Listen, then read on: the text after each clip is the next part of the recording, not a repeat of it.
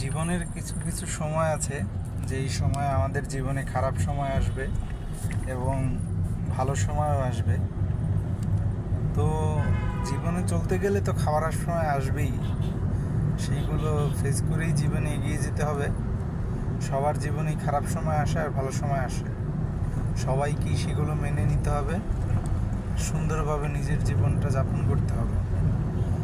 এই শহর কাউকেই কোনো দিনও ছেড়ে দেয় না। তো আমি মনে করি যে আমরা যেই যেই পরিস্থানেই আছি, যেই যেই পজিশনেই আছি, তাকে সেই অবস্থায় খুশি থাকা উচিত এবং তার জীবনটাকে আরও সুন্দরভাবে গোছানো উচিত। কারণ আমাদের থেকেও খারাপ পরিস্থিতিতে অনেক মানুষ আছে, তো আমাদের সবসময় তাদের দিকে তাকানো উচিত আর তাদেরকে দেখা উচিত।